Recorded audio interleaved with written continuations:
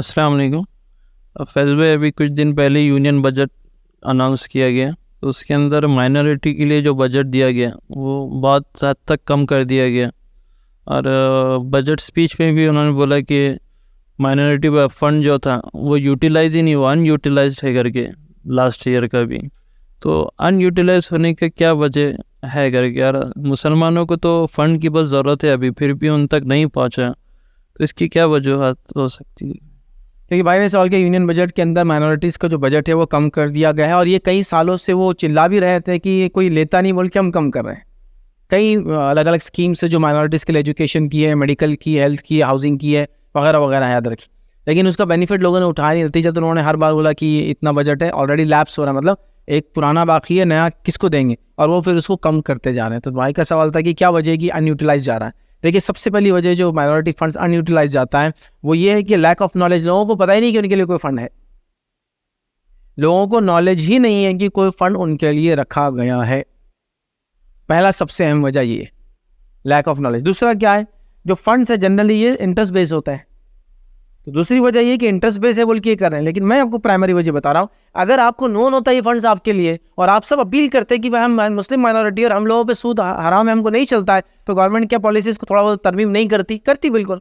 आपको डिमांड करना पड़ता है कि देखो भाई बजट हमारे लिए है। समझो मिसाल के तौर पर एक माइनॉरिटी बजट है 100 रुपीज़, और एक माइनॉरिटी के लिए, और वो माइनॉरिटी जो है उसके दोनों हाथ नहीं हुआ आदमी की, माइनॉरिटी समझो एक बगैर हाथ की, तो वो बजट को जब उनको देना रहेगा फंड तो कैसा देंगे, या तो मुंह पकड़ाएंगे उसके, या तो उसके अकाउंट में डायरेक्ट डाल देंगे, कुछ ऐसा करेंगे ना, मतलब सोर्स रास्ता तो निकालना पड़ेगा। अब हम बता ही नहीं रहे कि हमारे पास प्रॉब्लम ये है कि हमारे पास सूद हराम है तो हम सूदी वाला नहीं ले सकते, तो प्लीज़ हमारे लिए कुछ ऐसा करो कि नॉन इंटरेस्ट बेस अरेंज करो या वेव ऑफ कर दो उसका इंटरेस्ट। हम कुछ बोल ही नहीं रहे ना, मतलब हम बोल रहे यार वो तो जाना ही नहीं उस चक्कर में, तो वो बजट लैप्स हो जाता है। तो लिहाजा पहली अहम वजह lack of knowledge. Second important चीज़ सूद वगैरह को उसमें पाया जाना, लेकिन जिसका सोल्यूशन ये अगर नॉलेज होती और गवर्नमेंट को अपील किया जाता, बार बार जाके हम टकराते, तो गवर्नमेंट कुछ ना कुछ लॉज में तरमीम लाती, और उन्होंने किया बहुत सारी कम्युनिटीज़ के लिए ऐसा। जैसा कहीं खाना मिल रहा गवर्नमेंट की तरफ से, और कुछ कम्युनिटी वाले जाके डायरेक्ट रोज़ हिट कर रहे कि ये खाना हमको जायज़ नहीं, ये खाना हम नहीं खा सकते, ये खाना, फिर गवर्नमेंट बोलती है यार सही बात है, इनको नहीं चल रहा, प्याज नहीं खाते, ये बैगन नहीं खाते, ये टमाटे नहीं खाते, तो ये बगैर डाले के बनाओ। बाकी सब लोग तो सब चीज़ खा ही रहे ना, इनको तकलीफ हो रही, करते हैं ना ऐसा, तो हम टकरा ही नहीं जाके, हमने कभी बोला ही नहीं। तो ये बजट क्या हो रहा है, लैप्स होकर चले जाते, तो एक साथ जहालत, लैक ऑफ नॉलेज। सेकंड, ये इंटरेस्ट वगैरह का मसला था, वो हो गया। थर्ड, ये भी हो सकता है, याद रखिए कि जिनको जो लोग ले रहे हैं, जिनको पता है ये कैसे लेना है, उन लोगों ने अपने रास्ते निकाल दिए, और वो खुद चाहते हैं कम्युनिटी ये चीज़ के अंदर आगे ना है।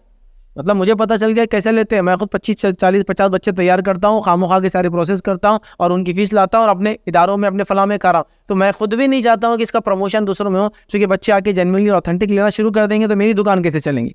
तो ऐसे बड़े बड़े दिग्गज हमारे पास ही बैठे हैं जो सिर्फ ये फंडिंग के ऊपर पूरी जिंदगियाँ गुजार रहे हैं।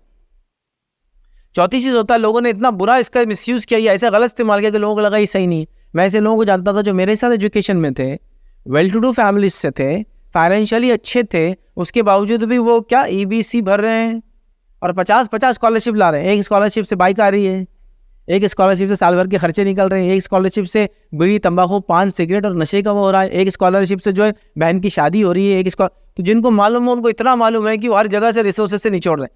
और कुछ तो ऐसे माशाल्लाह भी 40 साल तक भी स्कॉलरशिप्स का फ़ायदा उठा ही रहे, एजुकेशन में ही है और फ़ायदा ही उठा रहे हैं। तो ऐसे लोगों ने भी इसका मसला किया।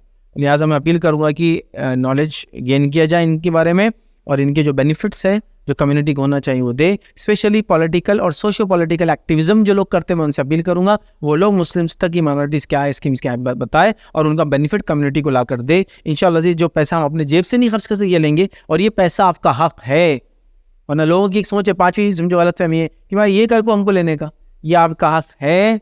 ये जो टैक्सेस वसूल होते हैं उसके अंदर आपका राइट है कि आप इसको ले, लेकिन अफसोस की बात हम नहीं लेते हैं, तो इसको लेना चाहिए।